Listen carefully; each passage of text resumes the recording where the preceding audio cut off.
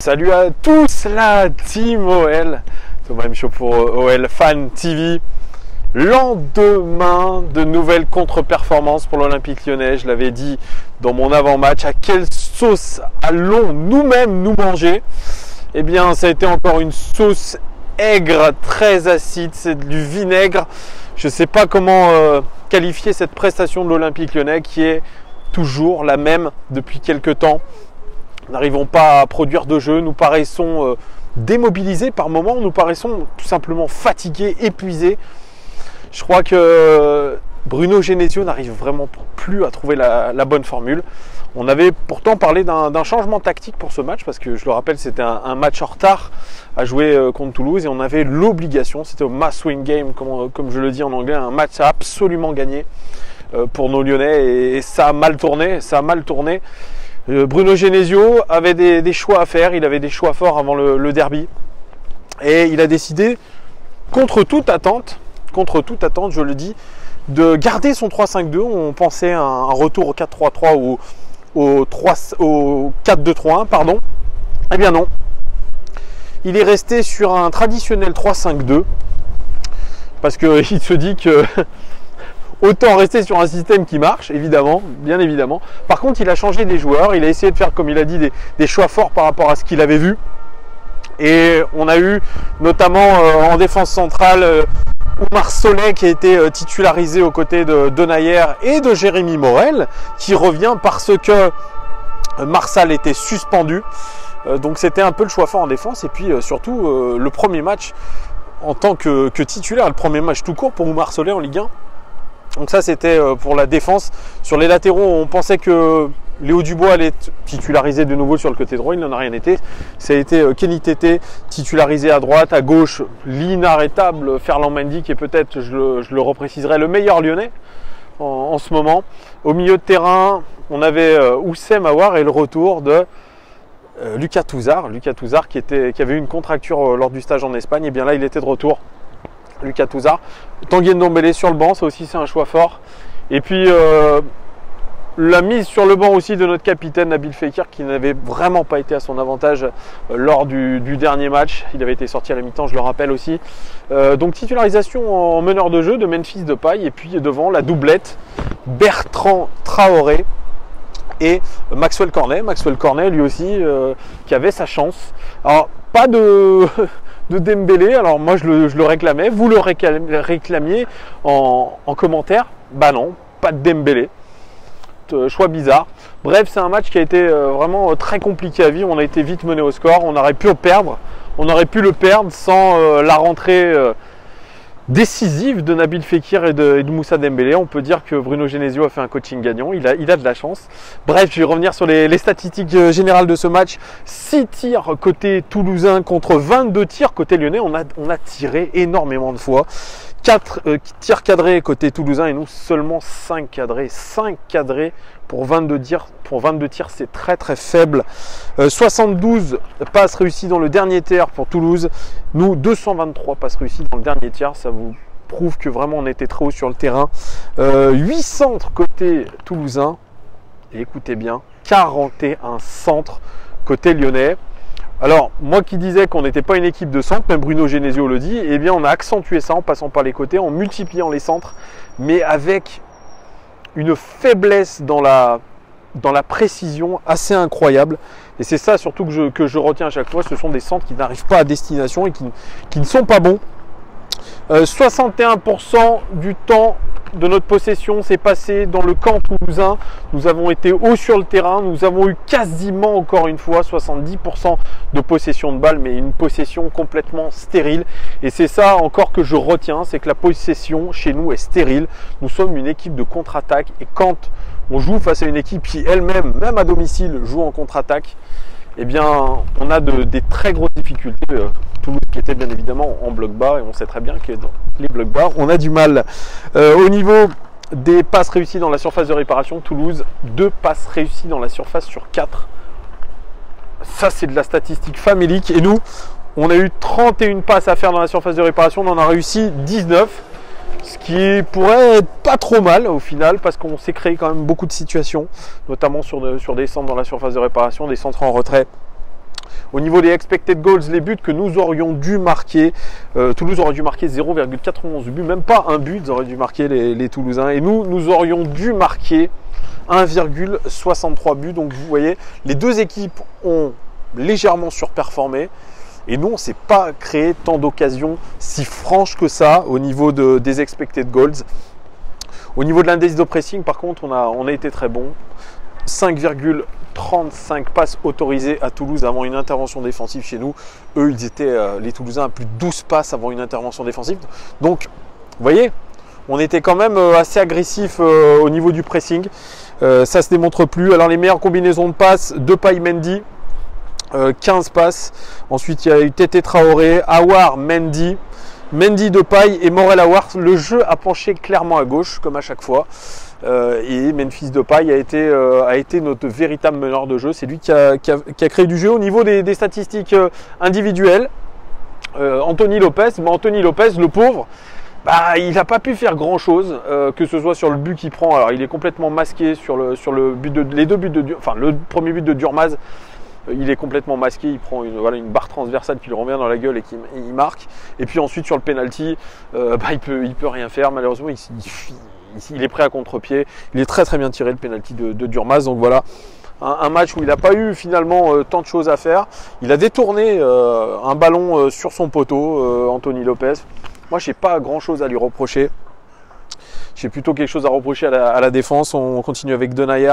58 passes réussies sur 62, c'est très bien. 14 ballons récupérés pour lui. C'est le record côté lyonnais dans ce match. C'est très très bien.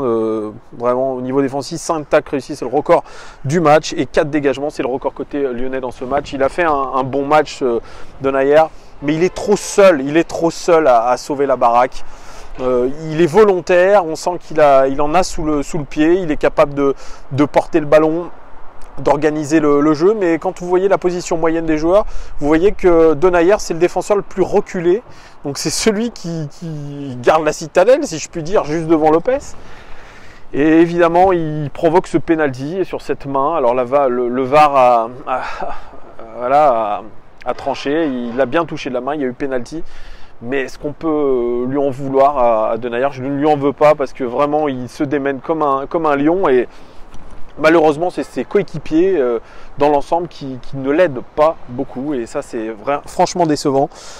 Jérémy Morel, qui était titularisé, il n'avait pas été depuis un long moment. 61 passes réussies sur 69. C'est le record du match tout simplement. C'est très très bien au niveau des passes réussies. Une passe clé pour lui à son actif.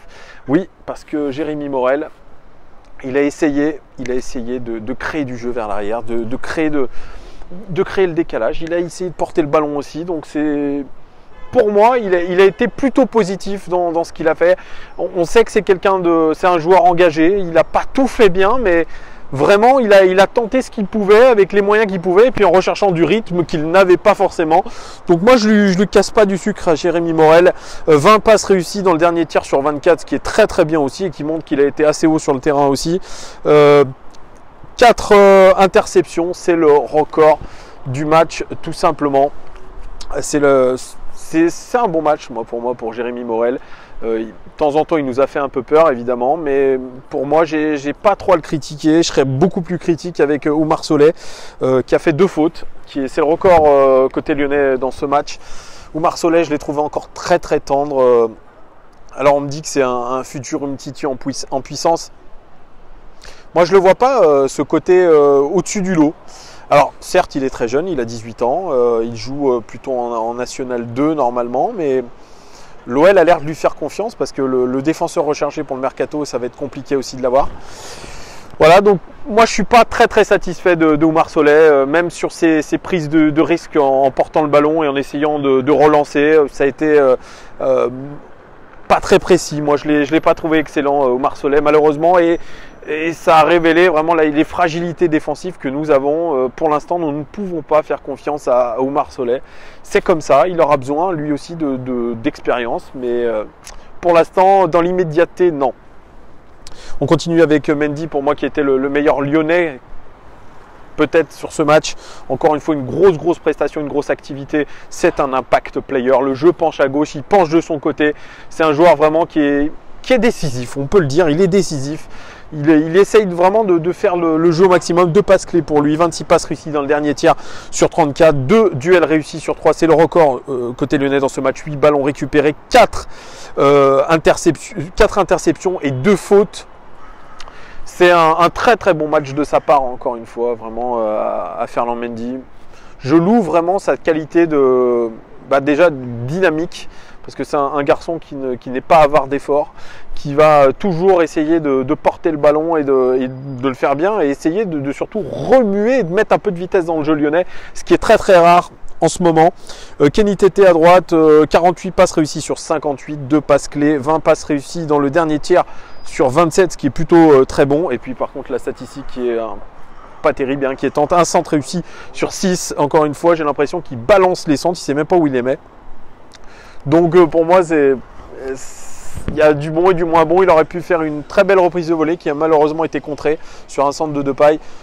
Mais Kenny Tété, bon, sans être incroyable, il arrive à faire un match correct. Bien sûr, c'est pas le même match que Mendy, mais il fait un match plutôt correct, beaucoup plus offensif d'ailleurs que Dubois. Hein. C'est ce que je pense que recherchait Bruno Genesio. Voilà, Oussem Aouar au milieu de terrain, lui je l'ai senti quand même un peu fatigué. Hein. Il a eu du mal, alors de temps en temps il accélérait un peu le jeu, mais on sentait que ça lui pesait physiquement dans les jambes. Il a alterné le bon et le moins bon, 51 passes réussies sur 56, ce qui est plutôt pas mal, 27 passes réussies dans le dernier tiers sur 30. C'est le record tout simplement du match pour Oussem Aouar, qui joue sur ses qualités aussi, 2 interceptions et puis 2 fautes subies. Voilà, comme je vous l'ai dit, il a alterné le bon et le moins bon. Il aurait pu mettre un but de la tête, mais il était hors jeu, mais encore une fois il n'a pas mis assez de détermination. C'est pour ça, ça me laisse encore une fois sur ma faim sur les prestations d'Oussem Aouar, qui semble tirer un peu la langue. Lucas Touzard qui faisait sa rentrée, 7 ballons récupérés, ce qui est très bien, et 2 interceptions, mais voilà, il a été sorti très vite, Lucas Touzard. Il n'a pas réussi à jouer vers l'avant, c'est quand même assez incroyable. Lucas Touzard, il n'arrive pas à jouer vers l'avant. J'ai regardé ses trajets de passe, c'est, je crois, 3 ou 4 vers l'avant ratés, et tout le reste c'est du latéral ou vers l'arrière.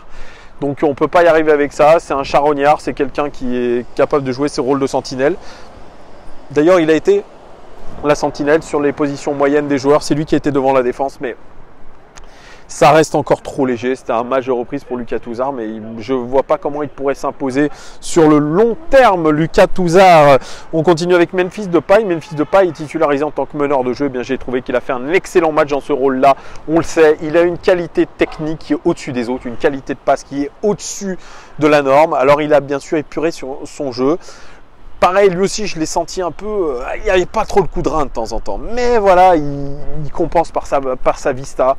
Il est très très intéressant là-dedans. Ces 5 passes clés, c'est le record du match tout simplement pour lui. 27 passes réussies dans le dernier tiers sur 30, c'est autant que Oussem Aouar. Donc c'est le record lyonnais. Record tout simplement du match, vraiment. Et un peu ce qui est dommage aussi, c'est la qualité de centre. 5 centres réussis sur 13. C'est encore à améliorer, mais franchement, il a une vision du jeu. Il est capable de vraiment faire la passe qu'il faut au bon moment. Il est précieux en ce moment dans notre jeu, Memphis Depay. Je le défends. Je pense que vraiment, quand il aura retrouvé aussi le chemin du but, ça sera, il se libérera encore plus. Mais vraiment, il est indispensable. Bertrand Traoré titularisé, lui aussi après 2 buts en 2 matchs, 3 passes clés pour lui, 2 centres réussis sur 5. 2 duels réussis sur 3, record côté lyonnais dans ce match, et puis 3 fautes subies. C'est le record tout simplement du match au niveau. Il a été remuant, comme il sait le faire, Bertrand Traoré.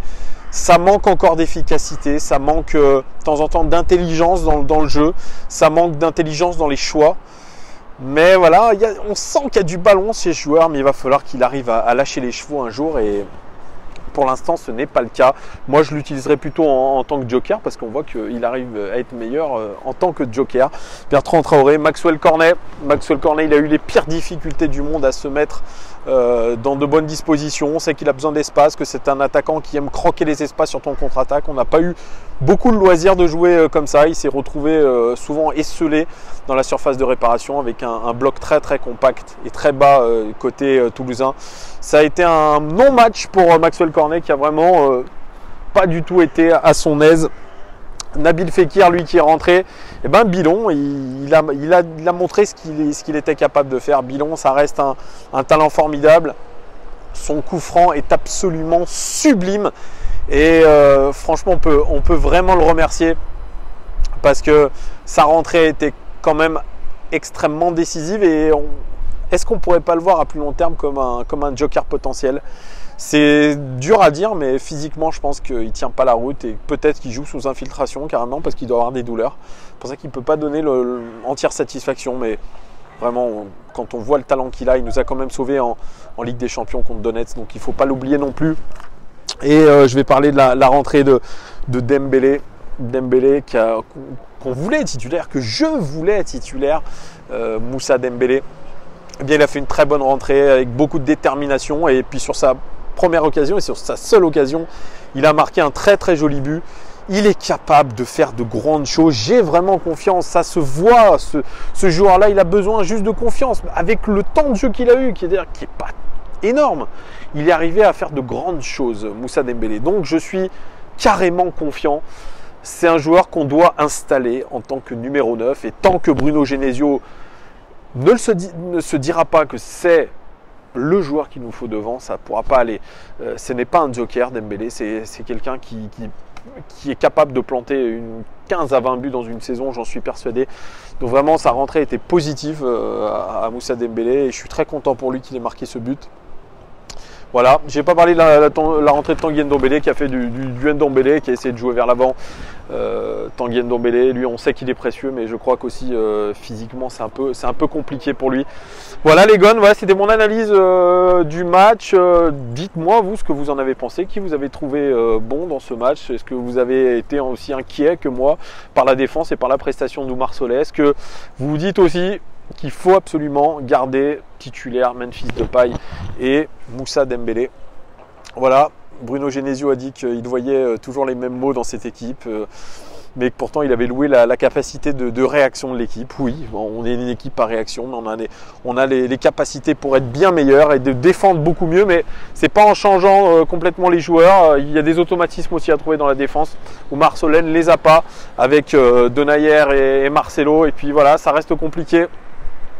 Les Gones, il y a le derby qui arrive, il va falloir absolument se sortir les doigts du popotin pour remporter ce match-là. Les 3 points sont de plus en plus impératifs. Nous sommes 4e de la Ligue 1, nous sommes derrière Saint-Etienne et l'heure est grave.